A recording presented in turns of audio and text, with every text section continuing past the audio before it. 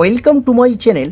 আজকে আমরা অঙ্ক করব ক্লাস 6 কোষে দেখি 18.3 তোমাদের টেক্সট বুকের 217 নম্বর পেজ বর্গমূল। দেখো আজকের আমরা অঙ্ক করব 9, 10, 11 এবং 12 দাগ। ওকে, পরপর দুটো ভিডিওতে আমি এই 1-এর দাগ থেকে এই 8-এর দাগ পর্যন্ত অঙ্ক করেছিলাম। তো তোমরা যদি সেই ভিডিও দুটি না দেখে থাকো তাহলে নিচে ডেসক্রিপশান বক্স অথবা উপরে আই বাটনে ক্লিক করে দেখে নিতে পারো। আর ভিডিওটি স্কিপ না করে শেষ পর্যন্ত খুব মন দিয়ে দেখতে থাকো। তাহলে দেখো এই 9 দাগের অঙ্কে কী বলেছে। দেখো, বর্গমূল না করে নিচের সংখ্যাগুলির এককের ঘরের অঙ্ক কি কি হতে পারে তা লিখি এবং সংখ্যাগুলির বর্গমূল কয় অঙ্কের সংখ্যা হবে তা লিখি। তাহলে নিচে যেই সংখ্যাগুলো আছে দেখো এদের কি বলছে, দেখো অর্থটাকে বোঝো, অঙ্কে কি বলতে চাইছে সেটা খুব ভালো করে বুঝে নাও।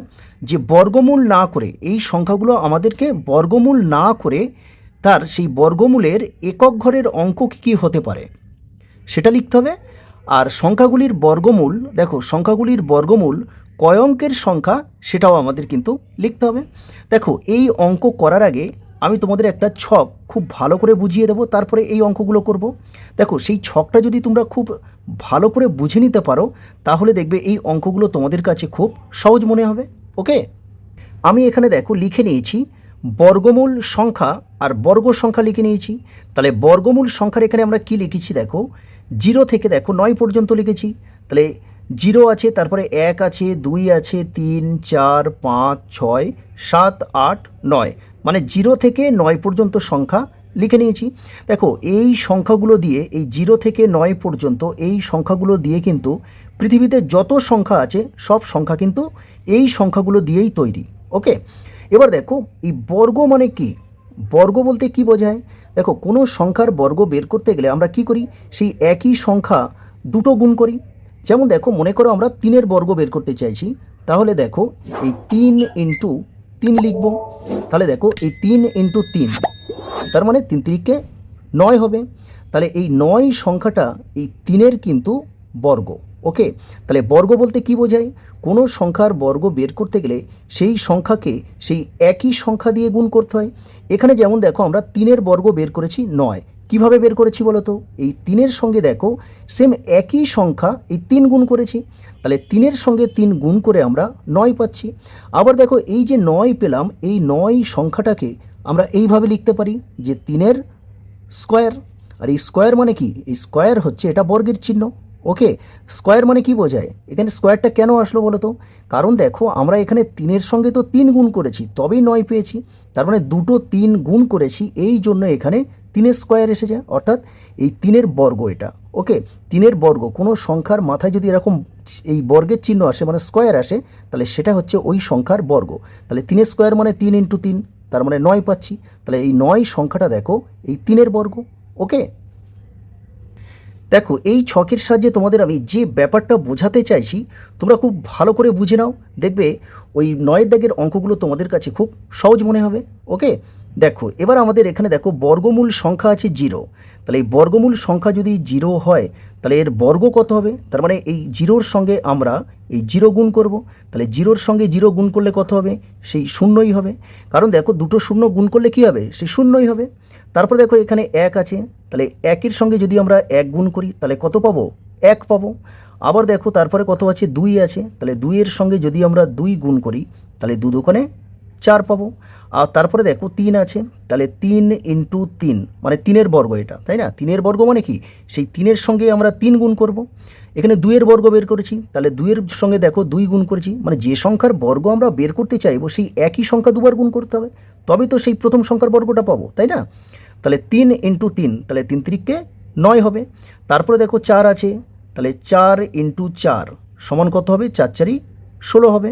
তারপরে আছে 5, তাহলে 5 ইন্টু 5 সমান কত হবে, 25 হবে। তারপরে আছে 6, তাহলে 6-এর বর্গ কত, তাহলে 6 ইন্টু 6 হবে, তাহলে 6 6 36। আবার দেখো 7 আছে, তাহলে 7-এর বর্গ কত, তাহলে 7 ইন্টু 7, তাহলে 7 7-ই কত হবে, 7 7-এ 49। তারপরে দেখো 8 আছে, তাহলে 8-এর বর্গটা কি হবে, তাহলে 8 ইন্টু 8 হবে, তাহলে 8 8-এ কত, 64। তারপরে দেখো শেষে 9 আছে, তাহলে 9-এর বর্গ 9 ইন্টু 9 সমান 9 9 81। ওকে, এবারে একটা জিনিস খুব ভালো করে লক্ষ্য করো, এই যে সংখ্যাগুলো বর্গমূল সংখ্যা যেটা আমরা লিখেছি, এগুলো কিন্তু এই বর্গমূলের একক ঘরের অঙ্ক। ওকে, এখানে এগুলো হচ্ছে বর্গমূলের এই একক ঘরের অঙ্ক এগুলো, ঠিক আছে, এগুলো সব হচ্ছে একক ঘরের অঙ্ক। আর এটা হচ্ছে বর্গ সংখ্যা। তাহলে একটা জিনিস খুব ভালো করে দেখো, এখানে এখানে দেখো একের বর্গমূল কত, একের বর্গমূল আমরা এক পেয়েছি, তাহলে এখানেও আমরা এক পাচ্ছি, তাহলে এক কি, এটা একক ঘরের অঙ্ক। তাহলে একের বর্গ সংখ্যা কত, এক পাচ্ছি, এটা কিন্তু একক ঘরের অঙ্ক। আবার দেখো এখানে নয়ের বর্গ করেছি আমরা, নয় 81, তাহলে 81-র দেখো একক ঘরের অঙ্ক কি আছে, এক আছে, তাহলে 81-রও দেখো একক ঘরের অঙ্ক এক আছে।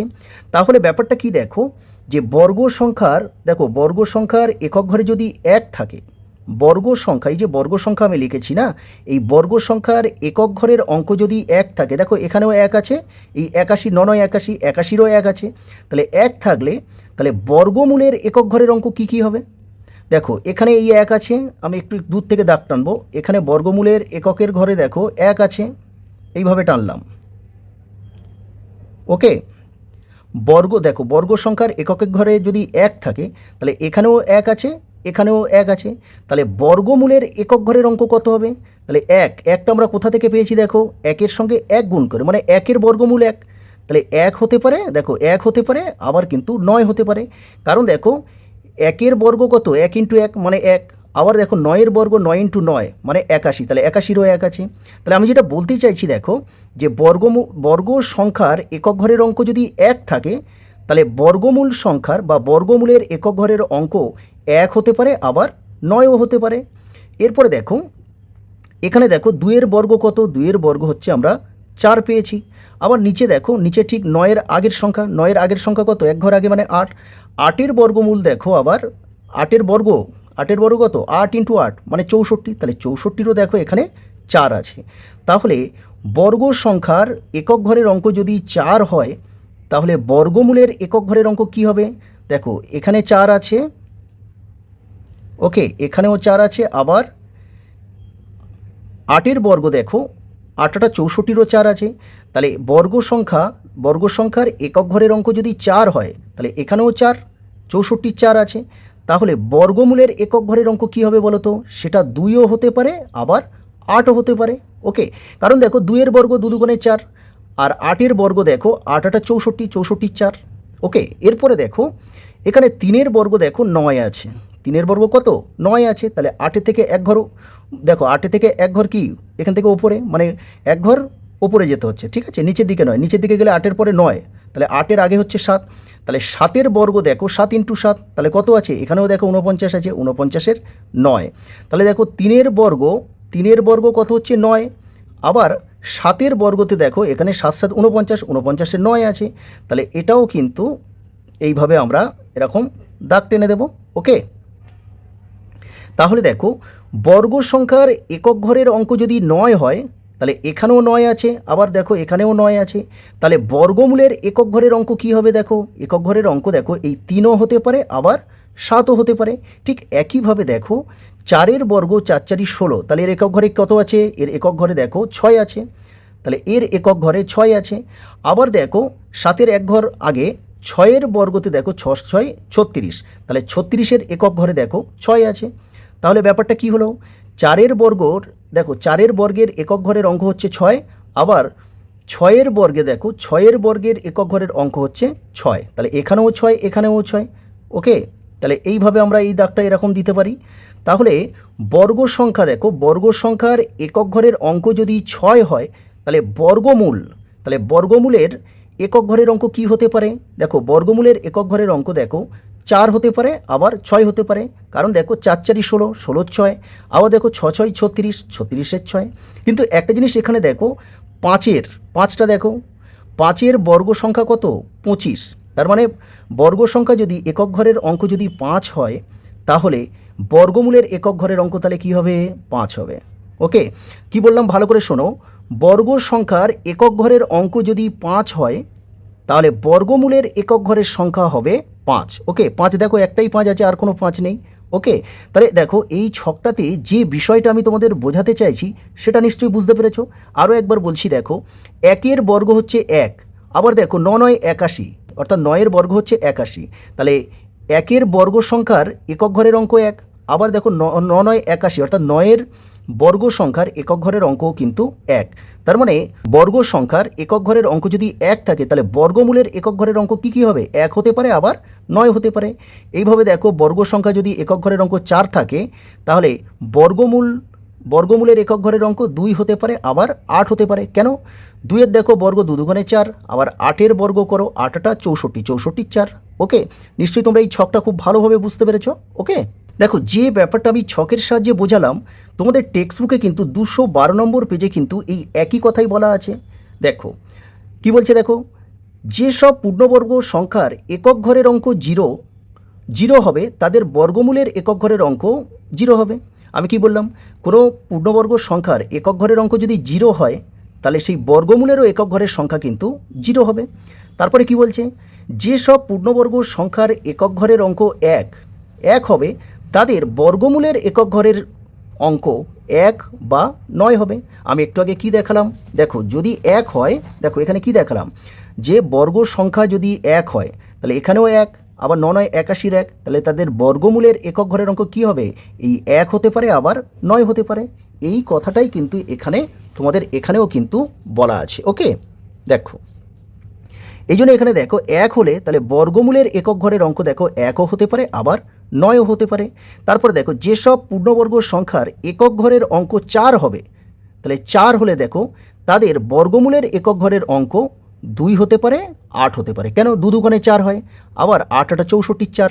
ওকে, তারপরে দেখো যেসব পূর্ণবর্গ সংখ্যার একক ঘরের অঙ্ক 5 হবে তাদের বর্গমূলের একক ঘরের অঙ্ক, এখানে শূন্যস্থান আছে, তাহলে দেখো যে পূর্ণবর্গ সংখ্যার একক ঘরের অঙ্ক যদি 5 হয়, আমরা কি দেখলাম একটু আগে, কি দেখলাম? দেখো একক ঘরের অঙ্ক যদি কোনো বর্গ সংখ্যার একক ঘরের অঙ্ক যদি 5 হয় তাহলে বর্গমূলের একক ঘরের অঙ্ক কত হবে? 5 হবে, তাই না? তাহলে এখানে কত হবে? এটা হবে 5। ওকে, তারপরে বলছে দেখো যেসব পূর্ণবর্গ সংখ্যার একক ঘরের অঙ্ক 6, তাহলে পূর্ণবর্গ সংখ্যার একক ঘরের অঙ্ক যদি 6 হবে তাদের বর্গমূলের একক ঘরের অঙ্ক 4 হতে পারে। পূর্ণবর্গ সংখ্যার একক ঘরের অঙ্ক যদি 6 হয়, দেখো 6 যদি হয় একক ঘরের অঙ্ক, তাহলে বর্গমূলের একক ঘরের অঙ্ক তাহলে কি হবে? 4 হবে। তাহলে 4 4 16, 16 6, আবার দেখো 6 6 36, 36 6, তার মানে এখানে 4 বা 6 হবে। ওকে, তারপরে দেখো যেসব পূর্ণবর্গ সংখ্যার একক ঘরের অঙ্ক 9 হবে তাদের বর্গমূলের একক ঘরের অঙ্ক, তাহলে 9 হলে কি হবে? 9 হলে বর্গমূলের একক ঘরের অঙ্ক তাহলে কি হবে? 3 হতে পারে, কারণ 3 তিরিককে 9, একক ঘরের অঙ্ক 9। আর কি হবে? 7 হবে, 7 7 49, 49-এর 9। ওকে, কিন্তু দেখো কি বলছি, যেসব পূর্ণবর্গ সংখ্যার একক ঘরের অঙ্ক 2, এখানে দুটো শূন্যস্থান ও 8 হবে তারা কখনো পূর্ণবর্গ সংখ্যা হবে না। এখানে কোন কোন সংখ্যা নেই দেখো, 0 আছে, 1 আছে, 4 আছে, কিন্তু 2 নেই, এখানে 2 আছে। আবার দেখো এখানে এই সংখ্যাগুলোর মধ্যে কিন্তু এখানে 3 নেই, তার মানে এখানে কিন্তু 3 হবে। আবার এই সংখ্যাগুলোর মধ্যে দেখো 1 4 5 6 9 আছে, কিন্তু 7 নেই, তাহলে 7ও হবে। আবার এখানে 8 আছে, এই সংখ্যাগুলোর মধ্যে দেখো 8ও নেই। তার মানে যেসব পূর্ণবর্গ সংখ্যার একক ঘরের অঙ্ক এই 2 3 7 8 হবে তারা কখনোই পূর্ণবর্গ সংখ্যা হবে না। এটা কিন্তু অবজেক্টিভ অঙ্ক আসে। ওকে, এরপরে দেখো আবার তোমাদের টেক্সট বুকের 213 নম্বর পেজে দেখো আরও একটা ছক বলা আছে। দেখো পূর্ণবর্গ সংখ্যার একক ঘরের অঙ্ক, তাহলে একক ঘরের অঙ্ক যদি 0 হয় তাহলে বর্গমূল কি হবে? বর্গমূলের একক ঘরের সংখ্যা হবে 0। এদিকেও দেখো এখান থেকে 0 আছে, আবার এখান থেকে দেখো এটাও 0 আছে। কিন্তু দেখো যদি বর্গ সংখ্যা, কোনো বর্গ সংখ্যার একক ঘরের অঙ্ক যদি 1 হয় তাহলে বর্গমূল কি কি হতে পারে? একক ঘরের অঙ্ক, বর্গমূলের একক ঘরের অঙ্ক কি কি হতে পারে? তাহলে 1 হলে দেখো 1 হতে পারে, অথবা 9 হতে পারে, যেটা আমি বোঝালাম। এবার দেখো এখানে কি বলছে, এখানে একটা শূন্যস্থান আছে, বলছে বর্গ সংখ্যার একক ঘরের অঙ্ক কত হলে 8 এবং কত 2 হতে পারে। তাহলে এখানে যদি আমরা 4 দিই, দেখো 4, তাহলে 4-এর দেখো কোনো বর্গ সংখ্যার একক ঘরের অঙ্ক যদি 4 হয় তাহলে বর্গমূলের একক ঘরের সংখ্যা 2 হতে পারে, অথবা 8 হতে পারে। কেন বলো তো? 2 দুগুণে 4 হয়, আবার 8টা 64 4 হয়। ওকে, এরপরে 9 দেখো এখানে কোনো বর্গ সংখ্যার একক ঘরের অঙ্ক যদি 9 হয় তাহলে বর্গমূলের একক ঘরের অঙ্ক কি কি হতে পারে? দেখো 9 হলে দেখো 3 হতে পারে, কারণ 3 তিরিককে 9। আবার এখানে দেখো 7 আছে, 7ও হতে পারে, তার মানে 7 7 49, 49-এরও 9। ওকে, এবার এখানে দেখো কি বলছে যে বর্গ সংখ্যার একক ঘরের অঙ্ক কত হলে বর্গমূলের একক ঘরের অঙ্ক 4 আর কত 6 হবে। তাহলে এখানে কিন্তু এটা 6 হবে। কেন বলো তো? দেখো কোনো বর্গ সংখ্যার একক ঘরের অঙ্ক যদি 6 হয় তাহলে বর্গমূলের একক ঘরের অঙ্ক হবে 4, কারণ 4 4 16, 16 6ও হয়। আবার দেখো এখানে 6 আছে, 6 6 36, 36এরও 6। কিন্তু এখানে আরও একটা কথা বলা আছে, দেখো যে বর্গ সংখ্যার একক ঘরের অঙ্ক যদি 5 হয় তাহলে বর্গমূলের একক ঘরের অঙ্ক দেখো এখানেও 5 হবে, এখানেও 5 হবে। কারণ একটু আগেই আমি বললাম দেখো যে যদি 5 হয়, বর্গ সংখ্যার একক ঘরের অঙ্ক যদি 5 হয় তাহলে বর্গমূলের কিন্তু একক ঘরের অঙ্ক কত হবে? 5ই হবে, 5 ছাড়া অন্য কিছু হবে না। ওকে, আশা করি তোমরা ছকগুলো কিন্তু খুব ভালো করে বুঝতে পেরেছো। এবার আমরা করব দেখো ওই 9 দাগের অঙ্কগুলো। ওকে, দেখো 9 দাগে এর অঙ্কটা কত আছে? 784। আমি এখানে লিখে নিয়েছি দেখো বর্গমূলের একক ঘরের অঙ্ক। তার মানে বর্গমূলের একক ঘরের অঙ্ক কী কী হতে পারে সেটাই আমাদের লিখতে হবে। আমাদেরকে জানতে চেয়েছে দেখো বর্গমূল না করে নিচের সংখ্যাগুলির একক ঘরের অঙ্ক লিখি। ওকে, আরেকটা কী চেয়েছে যে বর্গমূল কয় অঙ্কের সংখ্যা। ওকে, তাহলে প্রথমে আমরা বের করব বর্গমূলের একক ঘরের অঙ্ক। তার জন্য দেখো তোমাদের টেক্সট বুকের যে ছকটার কথা আমি বলছিলাম 213 নম্বর পেজে দেখো, এখানে দেখো এই যে সংখ্যাটা বর্গমূলের যে সংখ্যাটা আছে এর একক ঘরে কত আছে? দেখো 4 আছে। তাহলে 4 থাকলে কি কি হতে পারে দেখো। দেখো যদি 4 থাকে তাহলে দেখো 2 হতে পারে, আবার 8 হতে পারে। কেন? দেখো 2 2 কোণে 4 হয়, আবার 8 8 64 4 হয়। তাহলে কী লিখবো উত্তর? 2 হতে পারে, আবার 8ও হতে পারে। তাহলে আমরা লিখে দেবো দেখো বর্গমূলের একক ঘরের অঙ্ক এই 2, 8। ওকে, এরপরে আমাদের কাছে জানতে চেয়েছে যে বর্গমূল কয় অঙ্কের সংখ্যা। তাহলে অতএব বর্গমূলের আমরা লিখব অঙ্ক সংখ্যা সমান। দেখো এই যে 784 আছে, মনে করো 784 আছে, তাই তো? এটাকে যদি আমরা এই ভাগ প্রক্রিয়ায় বর্গমূল করতে যাই তাহলে আমাদের প্রথম কি করতে হয়? জোড়া মেলাতে হয়। তাহলে এই হচ্ছে একটা জোড়া, আর একটা জোড়া দেখো এই। তাহলে এই জোড়াটা মেলাতে গেলে কি করতে হবে? আমরা একটা বাঁদিকে এরকম একটা শূন্য দিতে পারি, তাহলে এই একটা জোড়া হয়ে যাবে, তাই না? তাহলে এখানে কজোড়া সংখ্যা হচ্ছে? দেখো 1 জোড়া 2 জোড়া। তার মানে এই যে সংখ্যা 484 এর বর্গমূলের অঙ্ক সংখ্যা তাহলে কত হবে? 2টি হবে। দেখো কেন 2টি লিখলাম? কারণ এই বর্গমূলে দেখো আমরা কজোড়া সংখ্যা বানাতে পারছি? 2 জোড়া। তাহলে মনে রাখবে বর্গমূল যে সংখ্যার বর্গমূল আমরা করব সেটা কজোড়া সংখ্যা, ঠিক তার বর্গমূলের অঙ্ক সংখ্যা কিন্তু ততই হবে। এখানে দেখো 2 জোড়া, এই 1 জোড়া আর এই 1 জোড়া, এই জন্য আমরা বর্গমূলের অঙ্ক সংখ্যা দেখো 2টি লিখেছি। ওকে,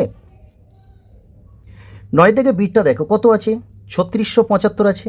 তাহলে বর্গমূলের একক ঘরের অঙ্ক, তাহলে এই যে 3600 সংখ্যাটা আছে এর একক ঘরে কত আছে? দেখো একক ঘরে আছে 5। তাহলে 5 থাকলে বর্গমূলের একক ঘরের অঙ্ক কি কি হতে পারে দেখো।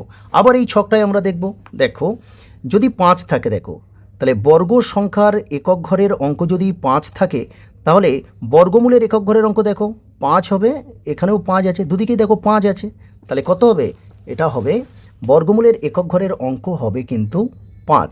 এবার দেখো উত্তরটা একটু দেখো। 9 দাগে দেখো কোষে দেখি 18.3। 9 দাগের বিটটা দেখো উত্তর কি আছে? দেখো 4 আর 6 রয়েছে। দেখো এই 4 আর 6 এই যে উত্তরটা আছে এই উত্তরটা কিন্তু এখানে ভুল আছে, ঠিক আছে? তাহলে এর উত্তর হবে কিন্তু এটা বাদ দিয়ে তোমরা এটা একটু দেখে নেবে, এর উত্তর হবে 5। ওকে, যদি 4 আর 6 উত্তর হয় তাহলে কিন্তু এখানে অঙ্কটা হবে 3675-এর জায়গায় 3676 হতে হবে। যদি এটা 3676 হতো তাহলে কিন্তু এই বর্গমূলের একক ঘরের অঙ্ক 4 আর 6 হতো, মানে 4,6। ওকে, যেহেতু এখানে 5 আছে তাহলে এই বর্গমূলের একক ঘরের অঙ্ক হবে কিন্তু 5।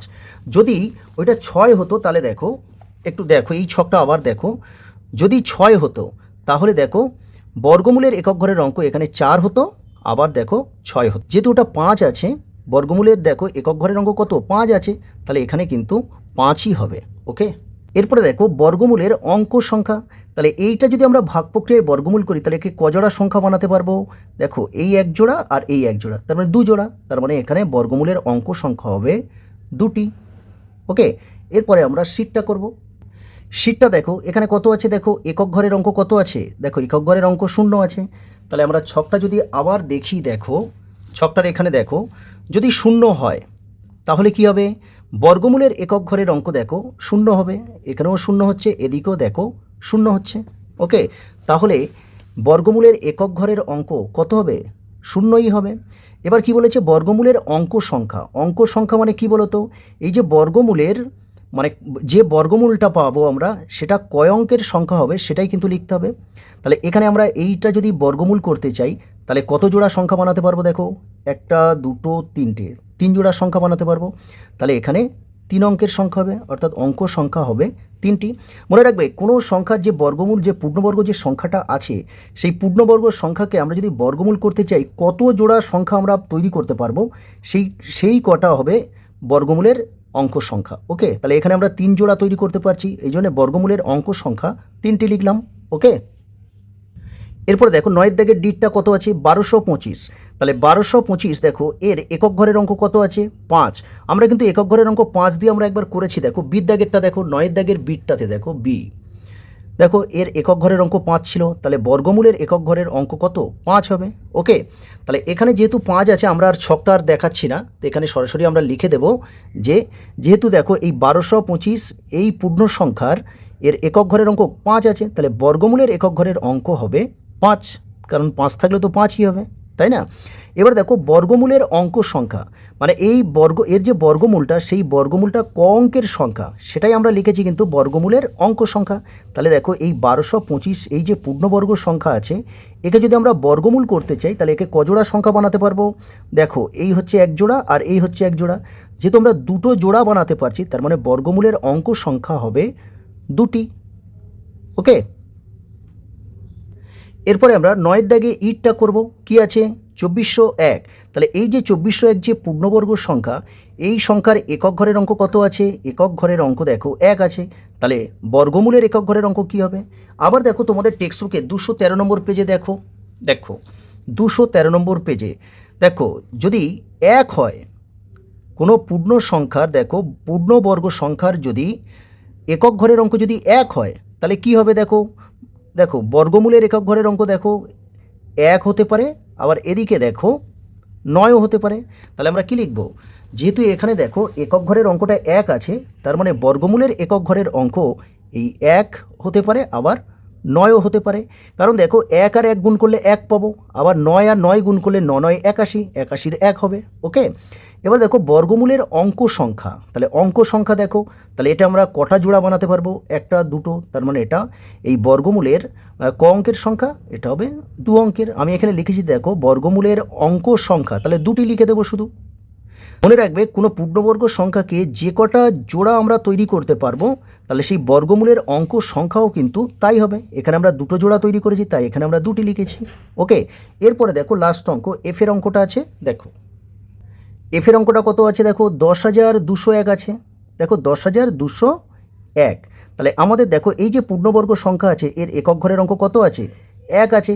তাহলে 1 থাকলে দেখো আগের ইদ্দাগের অঙ্কে 1 ছিল, 1 থাকলে একক ঘরের অঙ্ক কী কী সংখ্যা হতে পারে? 1 আর 9। তাহলে আমরা এখানে লিখব অতএব বর্গমূলের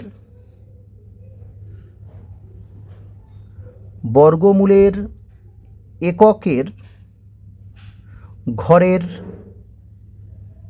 অঙ্ক কত হবে? একই উত্তর হবে, কারণ এরও দেখো একক ঘরের অঙ্ক 1 ছিল, এখানেও 1 আছে। তাহলে আমি ছকটা আর দেখাচ্ছি না, তার মানে সেই 1 আর 9 হবে। তাহলে 1,9। এবার দেখো বর্গমূলের অঙ্ক সংখ্যা, তাহলে অঙ্ক সংখ্যা কী হবে? দেখো সংখ্যাটা যদি আমরা এখানে লিখি, দেখো যে 1,0,2,0,1, একে যদি আমরা জোড়া বানাই, দেখো এই একটা জোড়া হবে, এই একটা জোড়া হবে, আর 1ও কিন্তু একটা জোড়া, কারণ এর বাঁদিকে যদি আমরা একটা শূন্য নিয়ে নিই, বাঁদিকে শূন্য তো কোনো দাম নেই, তাহলে এখানে যদি একটা শূন্য নিয়ে নিই তাহলে এটাও কিন্তু একটা জোড়া। তাহলে এখানে কজোড়া সংখ্যা পাচ্ছি? দেখো 1, 2, 3 জোড়া। তার মানে বর্গমূলের অঙ্ক সংখ্যা মানে বর্গমূলটা আর কি ক অঙ্কের সংখ্যা হবে? 3 অঙ্কের সংখ্যা হবে। তাহলে আমরা এখানে বর্গমূলের অঙ্ক সংখ্যা আমরা 3টি লিখে দেবো। ওকে, তাহলে দেখো 9 দাগের 6টা অঙ্ক ছিল, 6টা অঙ্ক কমপ্লিট হয়ে গেল। ওকে, এরপরে চলো আমরা 10 দাগের অঙ্কটা করব। এতে কি বলা আছে দেখো, 5000 এর নিকটতম 2টি অখণ্ড পূর্ণবর্গ সংখ্যা খুঁজি। তাহলে আমাদের কি করতে হবে? এই 5000 এর নিকটতম, তাহলে নিকটতম মানে কি? নিকটতম মানে এই 5000-এর কাছাকাছি, সেটা 5000 থেকে একটু কম হতে পারে অথবা 5000-এর থেকে একটু বেশিও হতে পারে। ওকে, তাহলে 5000-এর থেকে বেশি বা 5000-এর থেকে কম মানে কাছাকাছি, তাহলে সেটা হচ্ছে নিকটতম সংখ্যা। দুটি অখণ্ড পূর্ণবর্গ সংখ্যা খুঁজতে হবে। ওকে, দেখো অঙ্কে যেহেতু বলা আছে এই 5000-এর নিকটতম দুটি অখণ্ড পূর্ণবর্গ সংখ্যা বের করতে হবে। তাহলে নিকটতম মানে কি? নিকটতম মানে 5000-এর থেকে একটু কমও হতে পারে, আবার 5000-এর থেকে একটু বেশিও হতে পারে। তার জন্য আমরা কি করব, এই 5000-কে আমরা ভাগ প্রক্রিয়ায় বর্গমূল নির্ণয় করব। তার জন্য আমরা এরকম দাগ টেনে নেব, নেওয়ার পরে এই যে 5000 সংখ্যাটা আছে এর জোড়া তৈরি করতে হবে, সেটাই ডান দিক থেকে। তাহলে এই হচ্ছে একটা জোড়া আর এই হলো আরেকটা জোড়া, তাহলে এখানে দু জোড়া সংখ্যা আছে। দেখো এই ভাগ প্রক্রিয়ায় বর্গমূল কিভাবে করতে হয় সেটা কিন্তু আমি পার্ট 2 ভিডিওতে ডিটেলসে আলোচনা করেছিলাম। তো তোমরা যদি সেই ভিডিওটি না দেখে থাকো তাহলে ডেসক্রিপশান বক্সে লিঙ্ক দেওয়া আছে, ওখান থেকে দেখে নিতে পারো। কারণ দেখো তোমরা যদি পার্ট 2 এর ভিডিওটা আগে দেখো তারপরে আজকের ভিডিওটা দেখো, তাহলে কিন্তু এই অঙ্কগুলো খুব সহজভাবে তোমরা বুঝতে পারবে। ওকে, তাহলে এবার কি করব, দেখো এখানে এই 50কে আমাদের ভাঙতে হবে। তাহলে এখানে যে সংখ্যাটা বসাবো এখানে সেই একই সংখ্যা বসাতে হবে এবং সেই সংখ্যা দুটো গুণ করে আমাদের দেখতে হবে যেন 50-এর থেকে বেশি না হয়, আবার 50-এর থেকে অনেক কম না হয়, 50-এর কাছাকাছি বা 50 হলেই হবে। তাহলে সেই সংখ্যাটা কিন্তু এটা ক্যালকুলেট করতে হবে। দেখো এখানে যদি আমরা 1 দিই, এখানে 1, তাহলে 1 1 কত হবে? 1 হবে। তাহলে 1 50-এর থেকে অনেক ছোট। তাহলে এইভাবে 2 দিয়ে দেখতে হবে, 3 দিয়ে দেখতে হবে, 4 দিয়ে দেখতে হবে। তো দেখো এখানে যদি আমরা 7 দিয়ে দিই তাহলে এখানেও 7 দেবো। তাহলে 7 × 7 কত হচ্ছে? 7 7 49। তাহলে এই 49 সংখ্যাটা কিন্তু 50-এর খুব কাছাকাছি। আবার যদি দেখো এখানে 8 দিই, এখানেও 8 দিতে হবে। তাহলে 8 × 8 তাহলে কত হচ্ছে? 64। তাহলে এই 64 সংখ্যাটা দেখো 50-এর থেকে বেশি হয়ে যাচ্ছে। তাহলে এই 64 তো আমরা দিতে পারবো না, তাহলে আমরা দেবো কত? তোমরা নিশ্চয়ই বুঝতে পারছো যে আমরা তাহলে 7 দেবো, 49 হবে। তাহলে এখানে যদি আমরা 7 দিই তাহলে এই 7 এখানেও বসাতে হবে, আর 7 7 গুণ করলে 7 7 49। এবার দেখো 50 থেকে 49 বিয়োগ করলে কত হবে? 1 হবে। আর বর্গমূলের নিয়ম কি? এখানে জোড়ায় জোড়ায় নামাতে হয়। ভাগের ক্ষেত্রে কিন্তু সিঙ্গেল একটা সংখ্যা নামবে, কিন্তু বর্গমূলের ক্ষেত্রে এই যে জোড়া করে রেখেছি আমরা, এই জোড়াটাকে এখানে নামাতে হবে, অর্থাৎ দুটো সংখ্যা একসঙ্গেই এখানে নামাতে হবে। তাহলে এখানে কি আছে? দুটো শূন্য আছে, দুটো শূন্য বসিয়ে দাও, তারপরে আবার এরকম একটা দাগ টেনে নাও। এবার দেখো এর ভাগফলে কত এসেছে? ভাগফলে 7 এসেছে। তাহলে এখানে কত বসবে? এর দ্বিগুণ এখানে বসবে। তার মানে এই 7-এর সঙ্গে 2 গুণ করে এখানে বসাতে হবে। তাহলে 7-এর সঙ্গে 2 গুণ করলে কত হয়? দেখো 7 দুগুণে 14 হবে। তাহলে 14 বসবে কোথায়? এখানে কিন্তু 14 বসবে। ওকে, এবারে খুব ভালো করে লক্ষ্য করো, আমরা এখানে যাই সংখ্যা বসাই না কেন সেটা কিন্তু 100 থেকে বড় হয়ে যাবে। দেখো এখানে যদি আমরা 1 দিই তাহলে সংখ্যাটা কত হবে? 141 হবে। এই একটা কিন্তু আবার এখানেও দিতে হবে, আবার সেই 141কে 1 দিয়ে গুণ করতে হবে। তাহলে দেখো 1 একে 1, 4 একে 4, 1 একে 1, তাহলে সংখ্যাটা কত পাচ্ছি? 141। তাহলে এই 141 সংখ্যাটা দেখো 100 থেকে তো বড় হয়ে যাচ্ছে, তাহলে আমরা বর্গমূলটা তো আর করতে পারবো না। সুতরাং বর্গমূলটা এই পর্যন্তই হবে, আর আমরা কিন্তু বর্গমূলটা করতে পারবো না, এখানেই স্টপ করতে হবে। কেন বলো তো? কারণ এখানে আমরা যে সংখ্যাই বসাই না কেন সেটা এই 100 থেকে বড় হয়ে যাবে, তাহলে বর্গমূল তো আর করতে পারবো না, তাহলে এখানেই শেষ করতে হবে। ওকে, এবার দেখো যখন দেখবে যে এখানে কোনো সংখ্যা বসালে সেটা এই সংখ্যার থেকে এই সংখ্যাটা বড় হয়ে যাচ্ছে, তখন কি করব আমরা? তখন আমরা এখানে একটা শূন্য নিয়ে নেব। ওকে, তাহলে দেখো 5000-কে বর্গমূল করতে গিয়ে আমরা দেখছি 100 অতিরিক্ত আছে। তাহলে এই 5000 থেকে যদি এই 100 যে অতিরিক্ত সংখ্যাটা আছে সেটা যদি আমরা বিয়োগ করে দিই, তাহলে যে বিয়োগফলটা পাবো সেই বিয়োগফলটা অবশ্যই পূর্ণবর্গ সংখ্যা হবে, এবং সেই পূর্ণবর্গ সংখ্যার বর্গমূল কত হবে? 70 হবে। আর 5000 থেকে যদি 100 বিয়োগ করি, যে সংখ্যাটা আমরা পাবো সেটা কিন্তু এই 5000-এর নিকটতম হবে। তাহলে প্রথমে আমরা কি করব? এই 5000 থেকে 100 বিয়োগ করে দেব। ওকে, তাহলে পরে দেখো অঙ্কটা আমরা এইভাবে করব যে অতএব 5000 থেকে বিয়োগ করব 100, তাহলে বিয়োগ করলে কত হবে? বিয়োগ করলে দেখো 5000 থেকে যদি 100 বিয়োগ করো তাহলে কত হবে? 4900 হবে। আর এই 4900 দেখো এর বর্গমূল কত? এর বর্গমূল এই 70 হবে, তাই না? কারণ যে 100টা অতিরিক্ত আছে সেই 100টা তো এই 5000 থেকে বিয়োগ করে দিচ্ছি, তাহলে এই সংখ্যাটা পাচ্ছি, তাহলে এর বর্গমূল নিশ্চয়ই 70 হবে। তাহলে এই 49কে আমরা এইভাবে লিখতে পারি, 70-এর স্কোয়ার করে দিতে পারি। স্কোয়ার মানে কি? এটা হচ্ছে বর্গের চিহ্ন। তার মানে এই দুটো 70 যদি তোমরা গুণ করো দেখবে 4900 পাবে। তাহলে এটা হচ্ছে একটা পূর্ণবর্গ সংখ্যা। তাহলে আমরা এখানে লিখে দেব একটি পূর্ণবর্গ সংখ্যা। ওকে, এবার দেখো আমরা এই যে 4900 সংখ্যাটা পেলাম সেটা তো 5000-এর থেকে ছোট পেলাম, তাই না? 5000-এর থেকে ছোট। এবার আমরা দেখব, কারণ আমাদের তো দুটি অখণ্ড পূর্ণবর্গ সংখ্যা খুঁজতে বলেছে, তাহলে একটা তো আমরা পেয়ে গেছি, তাহলে আরেকটা কী করব, সেটা আরেকটা যেটা বের করব সেটা 5000-এর থেকে একটু বড় হবে। তাহলে সেক্ষেত্রে সেই সংখ্যাটা আমরা কী বের করব? দেখো এখানে 70-এর বর্গ করে আমরা 4900 পাচ্ছি, তাহলে 70-এর পরবর্তী সংখ্যা কত হবে? 71। তাহলে 71-এর বর্গমূল কত হবে সেটাই বের করব আমরা। ওকে, তাহলে অঙ্কটা আমরা এইভাবে করব। দেখো যে পরের পূর্ণবর্গ সংখ্যা, তাহলে কত হবে? এই 70-এর পরের সংখ্যা কত? 71। তাহলে 71 এর হোল স্কোয়ার হবে।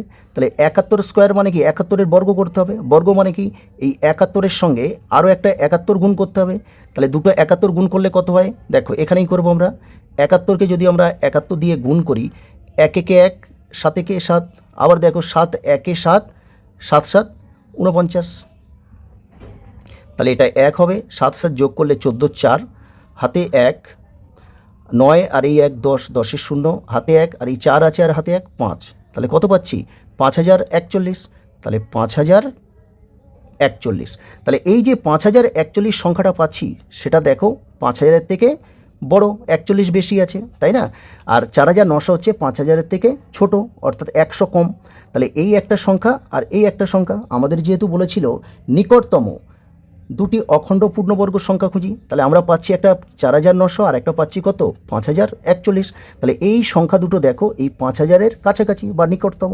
তাহলে আমরা উত্তরটা আমাদের যেভাবে চেয়েছে ঠিক সেইভাবে আমরা উত্তরটা এবার লিখে দেব। 5000-এর নিকটতম দুটি অখণ্ড পূর্ণবর্গ সংখ্যা হলো কি কি হবে? দেখো একটা হচ্ছে 4900 এবং আরেকটা হবে 5041, আর এটাই হবে অ্যান্সার। ওকে, এবার আমরা এই 11 দাগের অঙ্কটা করব। কি আছে দেখো, দুটি ধনাত্মক পূর্ণ সংখ্যার গুণফল বলছে 1576 এবং ভাগফল 9/7, সংখ্যা দুটি কি হবে হিসাব করি। তাহলে দুটি ধনাত্মক পূর্ণ সংখ্যার গুণফল 1576। দেখো তোমাদের বইয়ে এই অঙ্কের উত্তর যেটা আছে সেই বইয়ের উত্তরের সঙ্গে যদি মেলাতে চাও তাহলে এই যে 1576 আছে না, এই সংখ্যাটা ভুল আছে। তাহলে কত হবে বলো তো? এই 1576-এর জায়গায় কত হবে? 1575। ওকে, তোমরা কিন্তু বইতে এটা ঠিক করে নেবে। হ্যাঁ, এই অঙ্কটা এই 6-এর জায়গায় 5 করে নেবে, ঠিক আছে? তাহলে এই অঙ্কটা করলে দেখবে বইয়ের উত্তরের সঙ্গে মিলবে। তাহলে দুটি ধনাত্মক পূর্ণ সংখ্যার গুণফল 1575 এবং ভাগফল বলছে 9/7। তাহলে সংখ্যাগুলি কি হবে হিসাব করি। তাহলে এই যে দুটি ধনাত্মক পূর্ণ সংখ্যা বলছে, এটাকে আমরা একটা প্রথম সংখ্যা আর একটা দ্বিতীয় সংখ্যা ধরে নেব। এইভাবে কিন্তু অঙ্কটা আমরা করব। ওকে, দেখো অঙ্কের শুরুতে বলা আছে দুটি ধনাত্মক পূর্ণ সংখ্যার গুণফল 1575। তাহলে অঙ্কটা আমরা এইভাবে লিখব। দেখো যে দুটি ধনাত্মক সংখ্যা পূর্ণ সংখ্যা মানে আমরা প্রথম সংখ্যা আর দ্বিতীয় সংখ্যা ধরে নেব। তাহলে প্রথম সংখ্যা ইন্টু দ্বিতীয় সংখ্যা, তাহলে প্রথম সংখ্যা ইন্টু দ্বিতীয় সংখ্যা কত বলেছে? 1575। আবার কি বলেছে? মানে ভাগফল, মানে এই দুটি সংখ্যার ভাগফল বলেছে আবার দেখো 9/7। তাহলে অতএব আমরা এইভাবে লিখতে পারি যে প্রথম সংখ্যা, নিচে লিখবো আমরা দ্বিতীয় সংখ্যা। তাহলে প্রথম সংখ্যার নিচে দ্বিতীয় সংখ্যা মানে এটা কি আমরা ভাগ আকারে লিখলাম। তাহলে এইটা কত বলেছে? 9/7 বলেছে। ওকে, তাহলে আমরা কি করলাম দেখো যে দুটি ধনাত্মক পূর্ণ সংখ্যা বলেছে, আমরা একটা প্রথম সংখ্যা একটা দ্বিতীয় সংখ্যা ধরে নিয়েছি, তাদের গুণফল বলেছে 1575 আর ভাগফল বলছে কত? 9/7। তাহলে এই প্রথম সংখ্যার নিচে লিখেছি আমরা দ্বিতীয় সংখ্যা। তাহলে একটা সংখ্যার নিচে আর একটা সংখ্যা বসানো মানে সেটা কি ভাগ আকারে হয়। তাহলে এটা আমরা ভাগ আকৃতি লিখেছি, আর এর ভাগফল বলেছে কত? 9/7 বলেছে। এবারে খুব ভালো করে দেখো, শর্তানুসারে বলে লিখে নেব।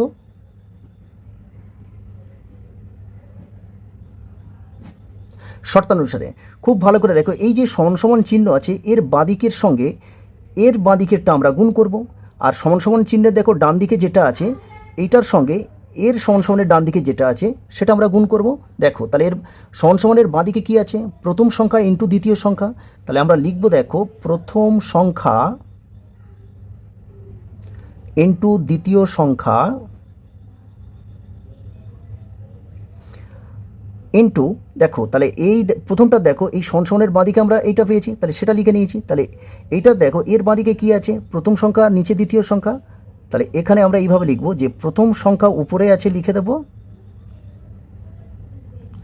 আর দ্বিতীয় সংখ্যা নিচে আছে নিচে লিখে দেব। এইবার সমান সমানের চিহ্নটা দেব।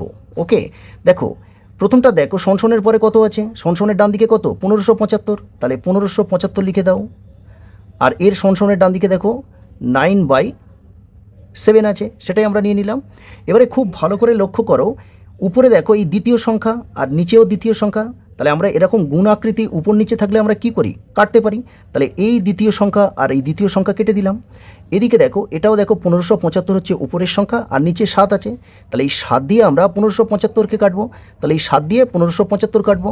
তোমরা যদি মুখে মুখে না পারো কি করবে, এই 7 দিয়ে 1575কে এরকম ভাগ করে নাও, 7 দুকানে 14। তাহলে দেখো 1 আর এই 7 নামবে, আবার 7 দুকানে 14। ওকে, তাহলে দেখো 4 আছে কত দিয়ে 7, 5 6 7 3, আর 1 একে মিলে গেলে 0, বাঁ দিকে 0 তো কোনো দাম নেই। তারপরে এই 5টা এখানে নামিয়ে দাও। এবার দেখো 7-এর নামটা পড়ো 35 মেলাও, তাহলে কত হয় 5 7 35, তাহলে কত পাচ্ছি 225। তাহলে 7 দিয়ে 1575কে কাটলে আমরা কত পাবো, 225 পাবো। ওকে, এবার দেখো যেহেতু মিডিলে দেখো সমান সমান আছে, তাহলে আমরা কি করব, এটা বা দিয়ে অঙ্কটা করব পরে। তাহলে এখানে একটা দেখো প্রথম সংখ্যা আছে, আর এই উপরে দেখো একটা প্রথম সংখ্যা আছে, তাহলে এটাও কিন্তু উপরের সংখ্যা, এটাও উপরের সংখ্যা। তাহলে এই দুটো গুণ করলে কি হয়, ব্যাপারটা দেখো আমরা যেমন যদি দেখো দুটো পাঁচ গুণ আকারে থাকলে আমরা তাকে কিভাবে লিখি, 5-এর স্কোয়ার লিখি, তাই না। তার মানে 5-এর বর্গ, এটা কি বর্গের চিহ্ন। তাহলে এখানে দেখো একটা প্রথম সংখ্যা আর এখানে প্রথম সংখ্যা, দুটো কিন্তু গুণ হয়ে আছে। তাহলে আমরা এটা এইভাবে লিখতে পারি যে প্রথম সংখ্যা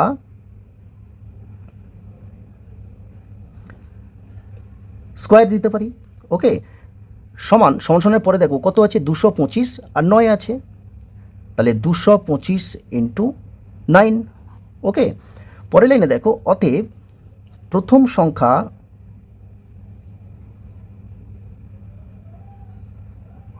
তাহলে প্রথম সংখ্যা সমান, দেখো এই যে বর্গের যে চিহ্ন আছে স্কোয়ার, এই স্কোয়ারটাকে যদি আমরা তুলতে চাই তাহলে আমাদের কি করতে হবে, সমান সমানের ডান দিকে বর্গমূল করতে হবে। তোমরা এরকমভাবেই মনে রাখবে যে বামপক্ষে যদি কোনো স্কোয়ার থাকে মানে বর্গ থাকে, তাহলে এই বর্গকে তুলতে গেলে ডান পক্ষে কী করতে হবে, অর্থাৎ সমান সমানের ডান দিকে এই সংখ্যাকে আমাদের বর্গমূল করতে হবে। ওকে, তাহলে এই স্কোয়ারটা তুলে দিলে আমাদের এদিকে কী করতে হবে, ডান পক্ষে আমাদের বর্গমূল করতে হবে। তাহলে আমরা এখানে একটা বর্গমূলের চিহ্ন দিয়ে দিলাম, আর এখানে দেখো 225 আছে, তাহলে এখানে 225 ইন্টু 9। ওকে, এবার দেখো এই যে 225 আছে, এই 225 সমান আমরা কি লিখতে পারি, 15 ইন্টু 15 লিখতে পারি, কারণ দুটো 15 গুণ করলে কত হয় 225 হবে। তাহলে 225-এর বর্গমূল কিন্তু 15। ওকে, তাহলে এই 225টাকে 225 না লিখে আমরা 15 ইন্টু 15 করতে পারি। আবার এখানে দেখো 9 আছে, তাহলে 9টাকে আমরা কি করতে পারি 3 ইন্টু 3 করতে পারি। দেখো এরকম কেন করলাম বলো তো, কারণ আমরা যদি এই 225-এর সঙ্গে 9 গুণ করি তাহলে একটা বড় আমরা একটা সংখ্যা পেয়ে যাব, তাহলে সেই সংখ্যার বর্গমূল করতে গেলে কিন্তু সময় বেশি লাগবে, এই জন্য আমরা এরকম করলাম। দেখো যদি তোমরা 15 ইন্টু 15 225-এর কত গুণ করলে 15 ইন্টু 15 গুণ করলে যে 225 পাবো, এটা যদি মুখে মুখে না করতে পারো তাহলে কি করবে, এরকম রাফে এই 225-এর ভাগ প্রক্রিয়া বর্গমূল করে নেবে। ওকে, দেখো এরপরে দেখো দুটো 15 গুণ হয়েছে, তাহলে কি হবে 15 স্কোয়ার হবে। আবার দুটো 3 গুণ হয়ে আছে, 3 স্কোয়ার হবে।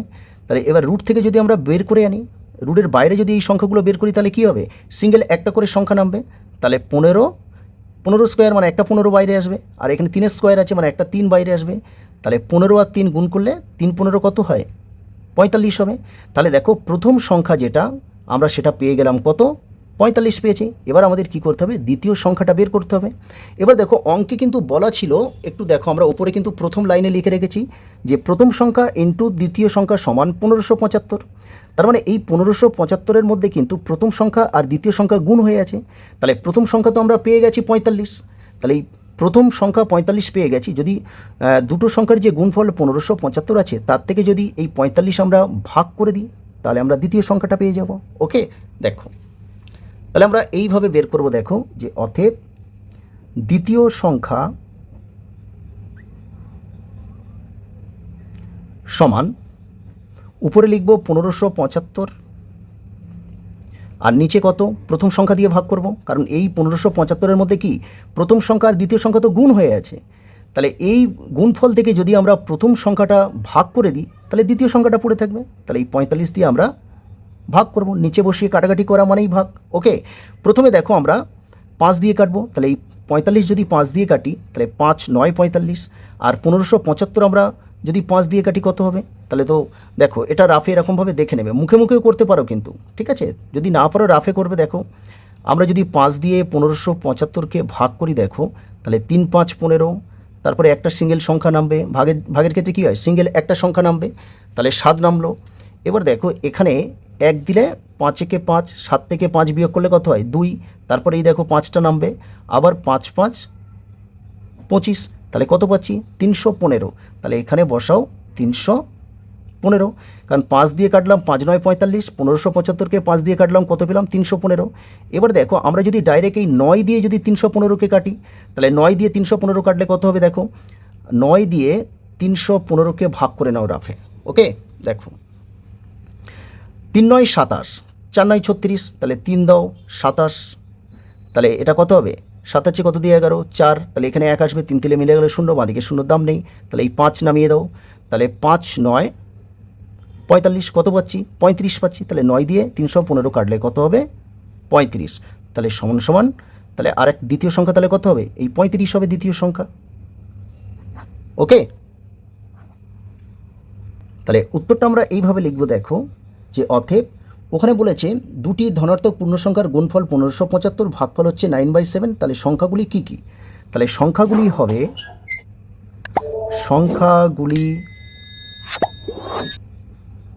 হবে সমান, দেখো একটা প্রথম সংখ্যাটা কত পেয়েছি 45, এবং দ্বিতীয় সংখ্যাটা দেখো 35 পেয়েছি, আর এটাই হবে অ্যান্সার। আশা করি তোমরা বুঝতে পেরেছো। ওকে, এরপরে এই 12 দাগে কী বলা আছে? দেখো 202, তারপরে একটা স্টার চিহ্ন আছে, তাহলে 202-এর পরে একটা স্টার চিহ্ন বলছে এর এই যে স্টার অঙ্কটি কি হলে সংখ্যাটি পূর্ণবর্গ হবে তা হিসাব করি। তার মানে এই যে 202 আছে, তার মানে এর একক ঘরে কত সংখ্যা, মানে স্টারের এখানে কত সংখ্যা বসালে পুরো সংখ্যাটা একটা পূর্ণবর্গ সংখ্যা হবে সেটাই আমাদের বের করতে হবে। ওকে, তাহলে দেখো অঙ্কে আমাদের উত্তর চাইছে এই যে স্টার চিহ্নটা আছে, এই স্টার চিহ্নের এখানে কত বসালে এই পুরো সংখ্যাটা একটা পূর্ণবর্গ সংখ্যা হবে। ওকে, তাহলে দেখো এই যে স্টার চিহ্ন সহ এই সংখ্যাটাকে আমরা কি করব? ভাগ প্রক্রিয়ায় বর্গমূল নির্ণয় করব। ওকে, দেখো তার জন্য আমরা এরকম দাগ টেনে নেব, তারপরে কি করব? এটাকে জোড়া বানাতে হবে এই ডান দিক থেকে। তাহলে এই স্টার চিহ্ন আর এই দুইটা, এটা হচ্ছে একটা জোড়া, আর এই হবে আর একটা জোড়া। তাহলে আমাদের প্রথম কাজ কি বলতো? এই 20-কে ভাঙা। তাহলে এখানে আমরা যে সংখ্যাটা বসাবো সেই একই সংখ্যা আমাদের এখানেও বসাতে হবে। সেই সংখ্যা দুটো গুণ করে আমাদের দেখতে হবে যে 20 থেকে বড় হচ্ছে না অনেকটা ছোট হয়ে যাচ্ছে। 20 মিলে গেলে হবে বা 20-র কাছাকাছি হতে হবে। ওকে, তবেই কিন্তু আমরা সেই সংখ্যাটা বসাতে পারবো। তাহলে দেখো আমরা যদি এখানে 3 দিই তাহলে এখানেও 3 দেব, তাহলে এই 3 × 3 কত হয় 9 হচ্ছে। এই 9 সংখ্যাটা দেখো 20 থেকে কিন্তু ছোট। তো আমরা যদি এখানে 4 দিই তাহলে এখানেও 4 দিতে হবে, তাহলে 4 × 4, তাহলে 4 4 কত হয় 16 হচ্ছে। এই 16 কিন্তু 20 থেকে ছোট। এবার যদি এখানে 5 দিই, এখানেও 5 দিই, তাহলে কত হবে 5 × 5, তাহলে 5 5 25। তাহলে এই 25 সংখ্যাটা দেখো এই 20 থেকে তো বেশি হয়ে যাচ্ছে, তাই না? তাহলে তো আমরা 5 দিতে পারবো না, তাহলে আমরা দেবো কত বলো তো? আমরা কিন্তু দেবো 4 দেবো, 16 হবে। তাহলে এখানে যদি আমরা 4 দিই, এই 4 এখানে দিতে হবে, আবার এই 4 আর 4 গুণ করতে হবে, 4 4 16।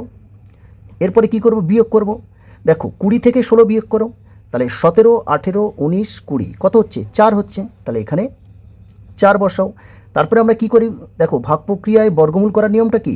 এবার যে শেষে যে জোড়াটা থাকে সেইটা এখানে বসাতে হয়, কারণ জোড়া জোড়া বসাতে হবে, দুটো সংখ্যা একসঙ্গে। তাহলে এখানে একটা 2 আর স্টার চিহ্ন, এরা তো একটা জোড়া ছিল, তাহলে এই জোড়াটা আমরা এখানে বসিয়ে দেবো, নামিয়ে দেবো। হ্যাঁ, তাহলে 2 আর এখানে স্টার চিহ্নটা নামিয়ে দিলাম। ওকে, আবার আমরা এখানে ভাগের মতো এরকম দাগ টানবো। তাহলে এখানে যে ভাগফলে যে দেখো যে সংখ্যাটা থাকবে তার দ্বিগুণ করে আমাদের এখানে বসাতে হবে। তাহলে এখানে তো 4 আছে, তাহলে 4-এর সঙ্গে 2 গুণ করলে কত, 4 দুগুণে 8 হবে এখানে। ওকে, এবার আমরা এই 8-এর নামতা পড়বো আর এই 42কে মেলাবো। তাহলে নামতাটা পড়ো, 8 একে 8, 8 দুগুণে 16, 3 আষ্টে 24, 4 আষ্টে 32, 5 আষ্টে 40, 6 আষ্টে 48। তাহলে এখানে যদি আমরা 5 দিই তাহলে এই 5 এখানেও দিতে হবে। আমরা যদি 8-এর সঙ্গে দেখো 5 গুণ করি তাহলে 5 আষ্টে 40, 42-এর কাছাকাছি। যদি 8-এর সঙ্গে দেখো 6 গুণ করি তাহলে 6 আষ্টে 48, যেটা 42-এর থেকে বড় হয়ে যাচ্ছে। তাহলে আমাদের কত দিতে হবে, 5 দিতে হবে এখানে, তাই না? তাহলে দেখো আমরা যদি এখানে 5 দিয়ে দিই তাহলে এই 5টাও এখানেও বসাতে হবে। আবার দেখো এই 5 দিয়ে এই পুরো সংখ্যাটার সঙ্গে গুণ করে এখানে বসাতে হবে। তাহলে এই 5 দিয়ে যদি 85কে গুণ করি, দেখো 85কে আমরা 5 দিয়ে যদি গুণ করি কত হবে, 5 5 25-এর 5 হাতে 2 আর 5 আষ্টে 40, 40 আর 2 যোগ করো 42 হবে। তাহলে কত পাচ্ছি, 425। তাহলে এখানে আমরা বসাবো দেখো 425। ওকে, এবারে দেখো খুব ভালো করে লক্ষ্য করো, দেখো এখানে নিচে দেখো এখানে 425 এসেছে। দেখো এখানে 4 আছে, উপরে নিচেও 4 আছে, উপরে দেখো 2 আছে, নিচেও 2 আছে, কিন্তু দেখো নিচে এখানে 5 আছে, এখানে স্টার চিহ্ন আছে। তাহলে বলো তো এখানে কত দিলে এটা বিয়োগ করলে 0 হবে? আর 0 হওয়া মানে কি, এই বর্গমূলটা মিলে যাবে। ভালো করে শোনো কি বলছি। এখানে দেখো 4 আছে, এখানে 4 আছে, তাহলে 4 আর 4 মিলে গেল। আবার এখানে 2 আছে, এখানেও 2 আছে, তাহলে 2 আর 2 মিলে গেল। তাহলে এই স্টার চিহ্নের এখানে কত দিলে এই 5 আর এই 5-এর সঙ্গে মিলবে? তার মানে দেখো এখানে নিচে 5 আছে, মানে এখানে যদি 5 হয়, 5 যদি হয় তবেই কিন্তু 5 আর 5 মিলবে। তাহলে উপরে হবে সেই 425, নিচেও 425, আর আমরা বিয়োগ করলে কী হবে, বিয়োগ করলে আমাদের 0 হবে। তার মানে স্টার চিহ্নের এখানে যদি আমরা 5 দিয়ে দিই তাহলে 5 5 মিলে যাবে। তাহলে উপরেও 425, নিচেও 425। তাহলে 425 থেকে যদি 425 বিয়োগ করি তাহলে কত হবে, 0 হবে এখানে। তার 0 হলে তার মানে কি, এই বর্গমূলটা মিলে গেল। ওকে, তার মানে আমাদের এই স্টার চিহ্নের এখানে কত বসাতে হবে, 5 বসাতে হবে, তাই না? তাহলে আমরা উত্তরটা আমরা এইভাবে লিখব, দেখো যে অতএব স্টার অঙ্কটি কত হলে, 5 হলে, 5 হলে সংখ্যাটি পূর্ণবর্গ সংখ্যা হবে। ওকে, এটা রাফ করেছি আর এটাই হবে অ্যান্সার। আশা করি তোমরা বুঝতে পেরেছো। আজকের ভিডিওটি এখানেই শেষ করলাম। ভিডিওটি তোমাদের কেমন লাগলো অবশ্যই কমেন্ট করে জানাবে আর বন্ধুদের মধ্যে শেয়ার করে দিও। আর এই ধরনের ভিডিও পাওয়ার জন্য চ্যানেলটিকে সাবস্ক্রাইব করে পাশে থাকা বেল আইকনটি প্রেস করে দিও, যাতে নতুন ভিডিও আপলোড করলে সবার আগে নোটিফিকেশন পাওয়ার জন্য। আর ভিডিওটি শেষ পর্যন্ত দেখার জন্য অসংখ্য ধন্যবাদ।